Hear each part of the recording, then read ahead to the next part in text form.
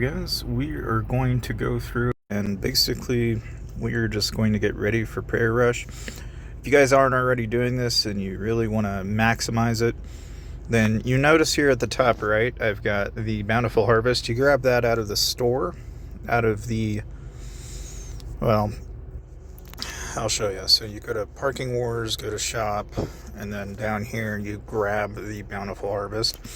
You also can do Super Miner if you're going through the mine. And again, not using auto mine, just mining like normally, okay?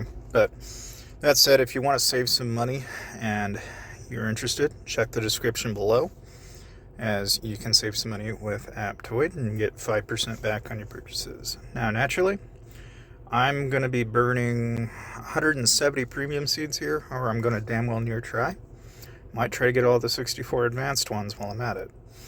Now, the reason for the rush here is because when prayer rush starts, I want to have a little over 1.5 mil. It seems like every time the event begins, it gradually but surely gets a lot worse.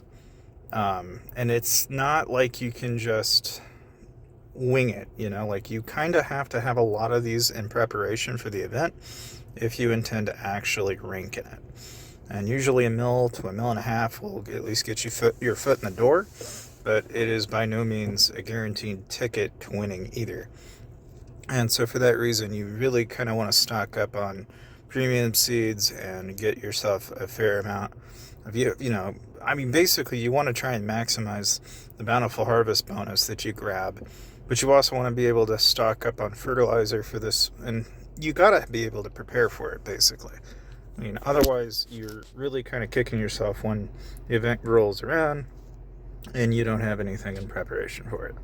And the main thing is you're going to want to be able to prepare for it, because what you gain from the shop is the potential of getting feathers. And you can turn around and use those feathers for higher end items, which in the rush shop is totally worth it.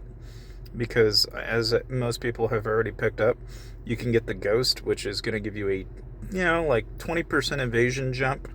Plus, it's going to give you a bunch of other bonuses. So what I'm referring to is, you go to the limit time rush and go to rush up. I'm talking about ghost behind.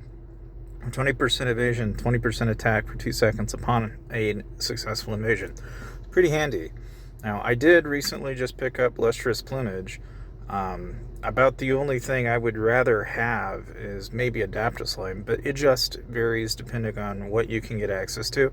I've already got Cloud Drifter, Pyre Breaker, and Hot Wheels, so I'm working on towards getting the Skyrider passes in order to actually get the Ghost Behind and Adaptoslime. But like anything, you've got to be able to prepare for those events in order to really be able to rank in them. And so, that's where this comes in, where you're really going to have to strive for a lot.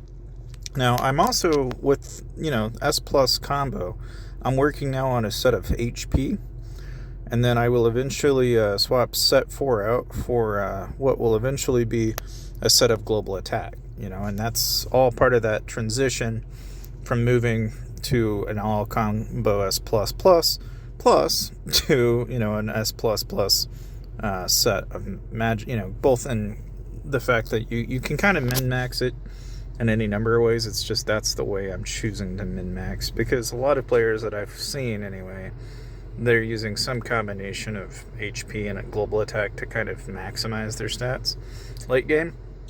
And so for that reason, I'm trying to kind of follow suit.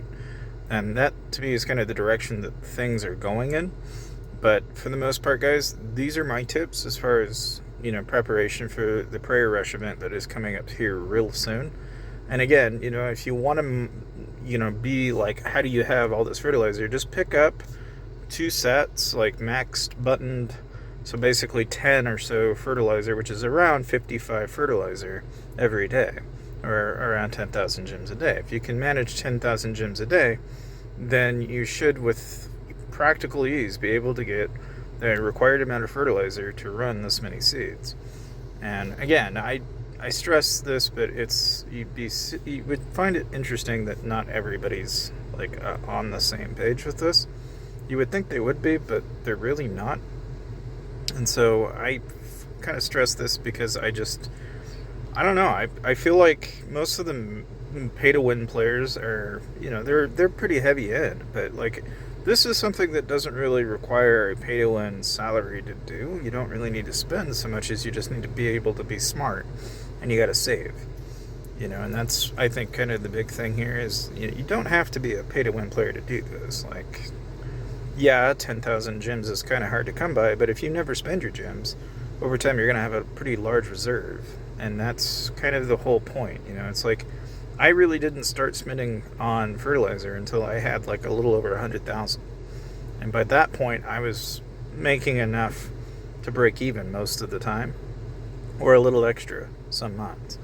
And that's really all you can ask for whenever you're trying to maximize and get ahead in these events, But needless to say, that's my advice for Prairie Rush. Thank you guys for watching.